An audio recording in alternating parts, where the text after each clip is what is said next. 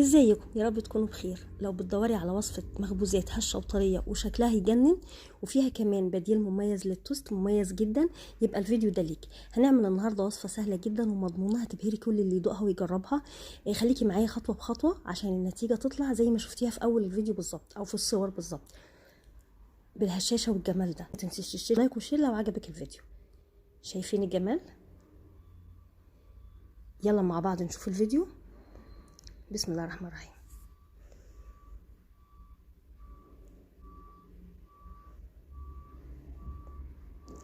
معانا دلوقتي المقادير بتاعت المخبوزات بتاعتنا.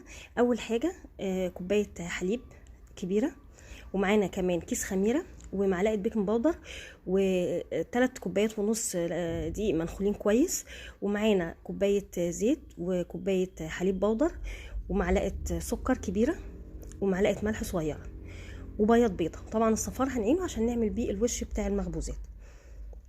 دي المقادير قدامكم تاني اهيت. طبعا في حاجات كتير ممكن نستغنى عنها وحاجات ممكن الاكيد لازم نستخدمها. اهم حاجه في اي مخبوزات طبعا الاساس الدقيق، ومعانا الخميره، وممكن نعجن كمان بحليب بميه بدل الحليب وما دام نحط لبن بودر، لكن لو ما حطيناش لبن بودر عادي عشان انا حاطه حليب مفيش مشكله. انا حاطه في الوصفه دي 2 مواد رافعه، الخميره ومعلقه البيكنج باودر. اول حاجه الشتاء هنحطه ونحط معلقه السكر الكبيره ونحط عليهم كيس الخميره ونقلبه كويس جدا لحد ما يدوب. في الاخر واحنا بنقلبه كده هيعمل فقاقيع معانا، نعرف ان الخميره شغاله تمام. نبدا بقى نحط عليها بقيه المكونات بتاعتنا. هنحط الزيت وهنحط الحليب البودر وبياض البيضه ومعلقه الملح ونبدا نقلب. بعد كده بقى هنجيب الدقيق ونبدا نحطه بالتدريج. الدقيق لازم يكون منخول كويس عشان يعني اللي احنا لما بننخله بيخلي العجينه بتاعتنا هشه وكويسه. حتى لو انت جايباه من انضف انواع الدقيق لازم تنخليه. ونبدا بقى نقلب، وبعد كده نحط معلقه البيكنج باودر بتاعتنا، معلقه واحده بس. هو انا حاطه خميره لكن معلقه البيكنج باودر بتفرق كتير معانا برضو كماده رفع عشان العجين لازم يخمر كويس. انا لقيت هنا العجينه محتاجه شويه سوائل فرحت حاطه لها كمان شويه حليب. ونبدا بقى نعجن. لو انت عندك عجان هتشتغلي بالعجان حوالي 5 دقايق، لو انت بقى بايدك اقل حاجه خالص 10 دقايق هتعجني 10 دقايق. انا اختصرت التصوير لكن هو العجين ما يقلش عن 10 دقايق لان مده العجن دي بتفرق كتير جدا جدا معانا في المخبوزات بتاعتنا. بعد ما عجنتها كويس جدا 10 دقايق هجيب معلقه زيت واحطها في البوله بتاعتي ادهنها كويس. وبعد كده انا بشيلها اهوت عشان هي جت التصوير جه من الجنب. بغطيها مثلا بكيس بلاستيك او ستريتش رول وغطيها بطبق كمان واسيبها كده على جنب حوالي ساعه. شايفين طلعت بسم الله ما شاء الله هشه وطريه وعامله ازاي. خليكي معايا لاخر الفيديو عشان هعرفك ازاي تخزني المخبوزات دي وتقعد معاكي شهر كامل ما يحصلهاش اي حاجه. العجينه بتاعتنا طلعت، شايفين عامله حاجه كده بسم الله ما شاء الله، حاجه تحفه اهيت بجد جميله جدا. هبدا بقى افردها. انا هقسمها نصين عشان هعملها شكلين مختلفين من عجينه واحده. بفردها كده واقسمها نصين بالشكل اللي انتوا شايفينه قدامي ده اهو. هعين النص الاولاني واغطيه برضو بكيس بلاستيك وفوطه وابدا بقى اشتغل على النص الاولاني. هفرده بالشكل اللي انتوا شايفينه ده بالنشابه. انا بفرد الاول بالنشابه الكبيره وبعد كده بستخدم النشابه الصغيره بستريح فيها اكتر يعني. بتحطي بقى دقيق في الارضيه بتاعه اللي هتفردي عليها وتبداي بقى تفردي.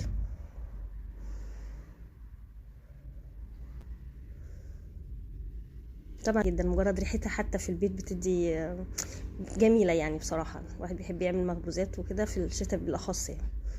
هنبدا بقى نفرد لحد ما تبقى مستطيله زي ما انتم شايفين كده. هنجيب بقى معانا حته زبده حوالي مثلا 50 جرام زبده يعني، او حته زي ما انت تقدريها على قد العجينه. وندعك العجينه بتاعتنا كلها. دي بقى بتقوم بانك انت اللي انا لما فتحتهولك كده في اول الفيديو، لما فتحتلك اللي زي التوست ده في اول الفيديو بتبقى مورقه وبتدي طعم رهيب رهيب. طبعا زبده اي نوع زبده، وانا حاطه هنا زبده فلاحي، ممكن بقى فرن كمان بتبقى تحفه جدا مع المخبوزات، مش لازم فلاحي يعني. ونبدا بقى شايفين نعمله رول كده اهو. بعد ما دهنا الزبده على العجينه كلها نبدا بقى نعملها رول كده. طبعا هسيب لكم كالعاده المقادير بتاعه الوصفه بتاعتنا كلها في صندوق الوصف. هبدا بقى ايه بعد ما عملتها رول اقسمها. انا بحط صباعيني كده، انا بقيس يعني عشان تبقى كلها مقاس واحد، يعني بالظبط عرض صباعين. شايفين التوريق؟ هجيب بقى، انا عندي دوت القالب ده اللي هو بتاع الانجليش كيك، او يعني بيبقى موجود مش موجود ممكن تجيبي صينيه عاديه جدا اللي هو القالب الطويل، وتحطي في النص ورقه زبده في النص كده، يعني تقسميها نصين بورقه الزبده. ده هيبقى الشكل بتاعها. هنغطيها ونسيبها حوالي ربع ساعه. ابدا بقى ايه اعمل الشكل التاني. تحفه الشكل التاني ده، شبه السينابون كده زي ما انتم شفتوه في الاول. نفس الطريقه بالظبط. هفردها مستطيل واجيب الزبده ادهنها كلها، وابدا اعملها رول. وانا بعملها رول ابقى اضغط عليها شويه بحيث انها ما تفكش مني. في الاول خالص بضغط كده بصوابعي، وفي الاخر برضو زي ما انتم شفتوا بضغط بصوابعي برضو كده. انا خلصتها دهنتها كلها. ابدا برضو اعمل الرول تاني.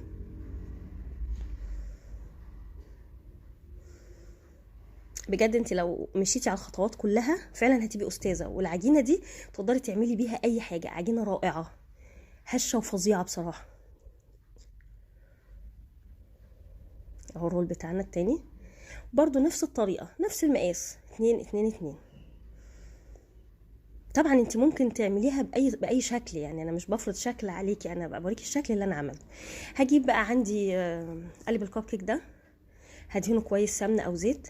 يا جماعه اهم حاجه الزيت بتاعنا اللي بنشتغل بيه في المعجنات تبقى ريحته حلوه، يعني زيت من نظيف، دي بقى كريستال عافيه، الحاجات اللي هي ايه عشان ما يبقاش في اي ريحه في المعجنات.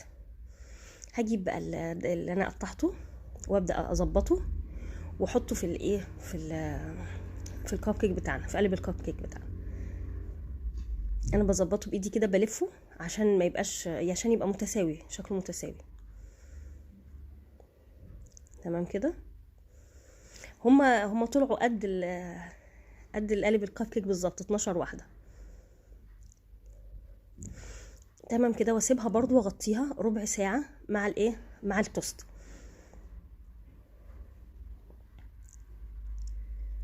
كده غطيته وسبته. شايفين نفشت ازاي؟ كانت تحت كده في الارضيه اهي، نفشت اهيت معايا. انا بقى صفار البيضه اللي انا كنت حاطه البياض بتاعه في العجينه، احط عليه معلقه لبن حليب وشويه خل عشان خاطر ريحه الزفاره، واقلبه كويس جدا، وابدا ادهن بيه الوش بتاع المخبوزات اللي في الكب كيك والوش بتاع التوست.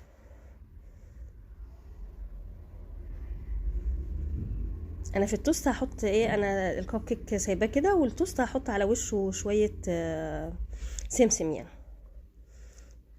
هي ما جاتش الفيديو بتاع التوست ما جاش. هطلعه من الفرن. شايفين الشكل عامل ازاي؟ بصراحه حاجه رهيبه. معايا بقى معلقه سمنه وعليها معلقه زيت، مسيحاها معلقه السمنه كويس جدا وحطها في الزيت، وابدا بقى ايه ادهن الوش. شايفين الجمال عامل ازاي؟ بجد تحفه، خارج تحفه. ادهن الوش ده والوش ده واغطيهم شويه، يعني حوالي 5 دقايق او كده عشان احتفظ بالطراوه بتاعته. شايفين اللمعه؟ بجد مخبوزات رهيبه رهيبه.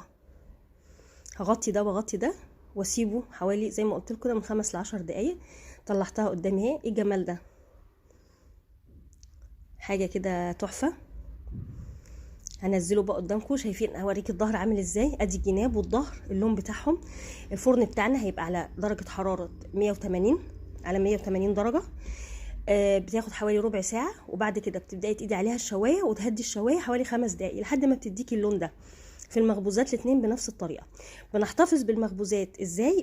بنلفها في كيس بلاستيك ونحطها في الفريزر، تسيبيها شهر كامل مفيش اي مشكله. تطلعيها اما تحطيها في الميكرويف، لو ما عندكيش ميكرويف بتسخني الفرن وتحطيها في الفرن بس كده، تطلع تحفه لمده شهر كامل. لكن لو سبتيها بره طبعا هتنشف منك. شايفين انا قطعته ازاي؟ ممكن بقى تعمليه ايه زي سندوتش كده. انا حتى جبته حطيت فيه جبنه رومي. بجد حاجه رهيبه. مش هتشتري عمرك من المخبز تاني، ما خدتش وقت. حتى لو اتكلفت تكلفه بسيطه مش كتير برضو انت بتشتريها من المخبز قد كده. شوف انا عملتها ازاي. حطيت فيها الرومي. ممكن تعمليها جبنه بيضه، ممكن تاكليها بكوبايه شاي او شاي بحليب. حاجه رهيبه. ممكن ترشي على شبه السينابون دوت، ممكن ترشي عليه سكر وقرفه. يعني ممكن تخليها حلوة او تخليها حادق. بجد حاجة شكلا وطعما وكل حاجة. بكده وصفة النهاردة تكون خلصت، ومستنية رأيكم في التعليقات، وما تنسوش تدعموني بلايك للفيديو واشتراك في القناة لو لسه ما اشتركتوش فيها، وفعلوا الجرس عشان يوصلكم كل جديد. واحب كمان ان كنتوا تبعتوا لي الصور بتاعه التطبيقات بتاعتكم اللي بتعملوها من القناة بتاعتي، واشوفكم ان شاء الله في وصفة جديدة قريب.